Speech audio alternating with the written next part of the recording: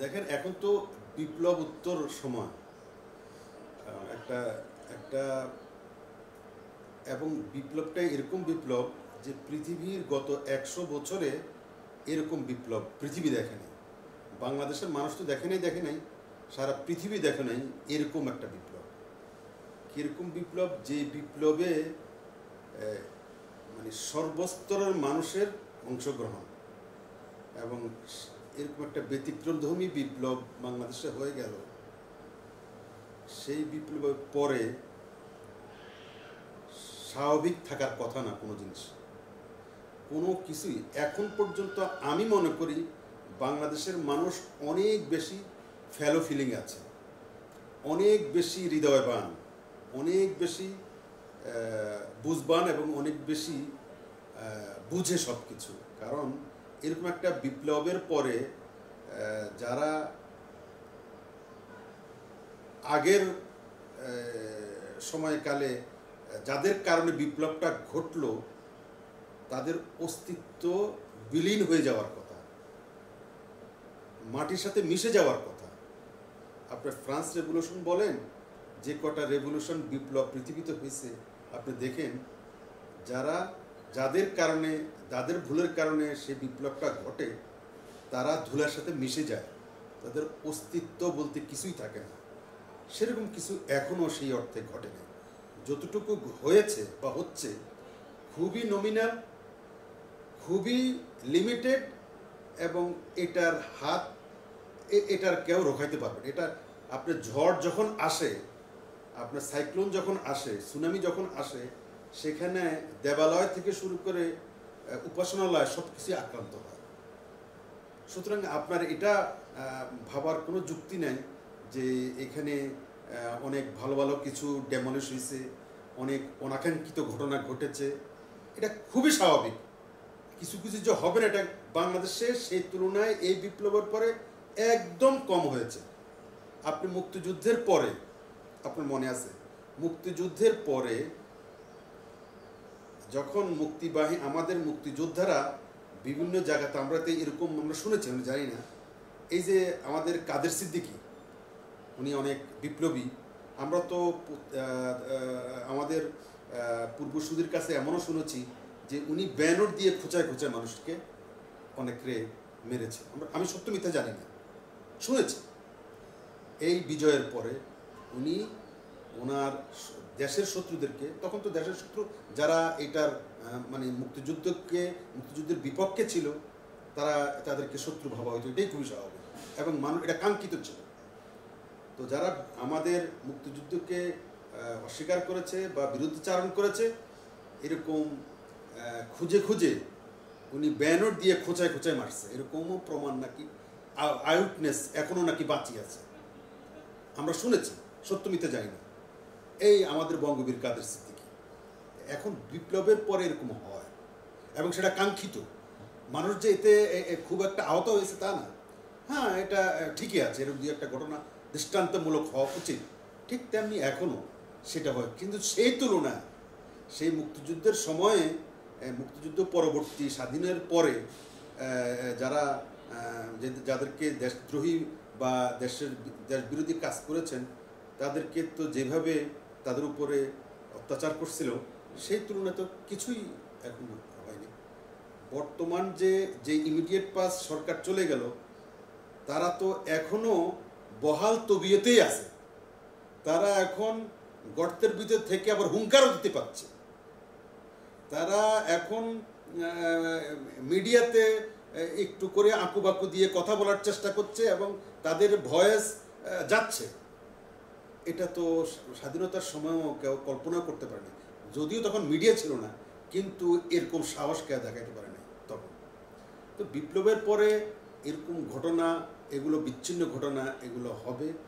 ধীরে ধীরে সব কিছুই শান্ত হয়ে যাবে এবং হবে।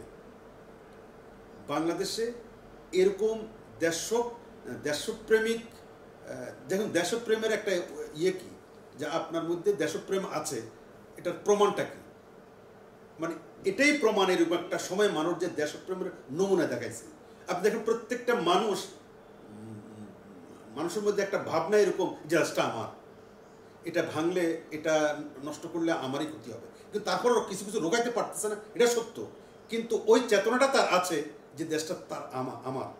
এই বাংলাদেশে 50 বছরে, 53 বছরে মানুষের মধ্যে এই বোধ ছিল না। কিন্তু এই 50 বছরও কোনো রাজনৈতিক দল এই বোধটা তৈরি করতে পারে নাই মানুষের মধ্যে যে না, এই দেশটা আমার, এই দেশের ভালো মন্দ আমার। এখন আমি মানে প্রত্যেকটা মানুষ মনে হচ্ছে যেন এখন নিঃশ্বাস ফেলছে। প্রত্যেকটা মানুষ মনে হচ্ছে যেন মানে যেটাকে বলে যে মন খুলে কথা বলতে পারছে। সে মনে হচ্ছে যেন, মানে আলো বাতাস এনজয় করছে। বাংলাদেশের যে আলো বাতাস, বাংলাদেশের আলো বাতাসের মধ্যে সে নিঃশ্বাস নিচ্ছে। এই এমন একটা অবস্থা তৈরি হয়েছে বাংলাদেশে। আপনারা যারা রাজনীতিক আছেন তাদের পরিকল্পনা কি? আমরা যারা রাজনীতি দীর্ঘদিন থেকে করছি, বা রাজনৈতিক দলগুলো, এখন রাজনৈতিক দলগুলোর মধ্যে তো এক ধরনের কেন, আমার মনে হয় রাজনৈতিক দলগুলো খুবই লজ্জা পাচ্ছে। তারা আত্মগ্লানিতে ভুগছে। রাজনৈতিক দলগুলো, যে কটা রাজনৈতিক দল বাংলাদেশে ক্রিয়াশীল, আমার দল সহ, প্রত্যেকটা রাজনৈতিক দল এখন আত্মগ্লানিতে ভুগছে।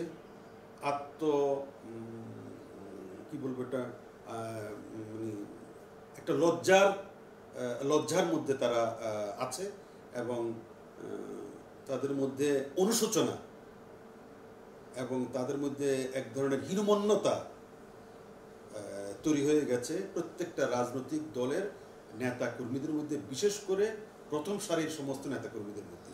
কেন?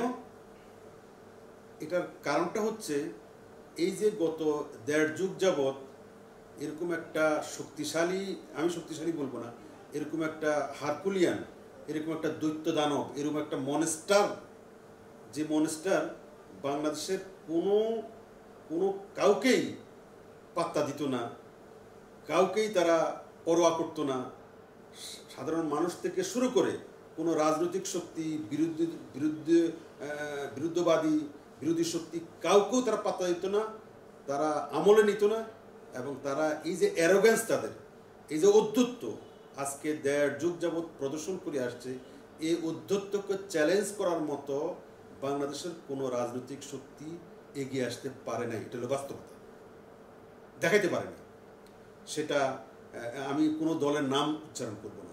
যারাই বিরোধী দলের রাজনীতি করছে বাংলাদেশে, বা বিরোধী উচ্চারণ করছে, শুধু কেবল মৌখিক প্রতিবাদ ছাড়া, পত্রিকায় স্টেটমেন্ট দেওয়া ছাড়া, সিম্পোজিয়াম সেমিনার করা ছাড়া, সাংবাদিক সম্মেলন করা ছাড়া, টক শো করা ছাড়া, শুধু টকার হওয়া ছাড়া, ইনফ্যাক্ট রাজনৈতিক দলগুলো সম্পূর্ণরূপে এই যে ইমিডিয়েট পাস্ট সরকার চলে যেতে বাধ্য হয়েছে, তাদের সম্মুখে দাঁড়ান তো দূরের কথা, তাদের কোনো ধরনের কোনো ধরনের অপোজিশন দাঁড় করাতে তারা ব্যর্থ হয়েছে, এবং চরমভাবে ব্যর্থ হয়েছে। শুধু এটা নয়,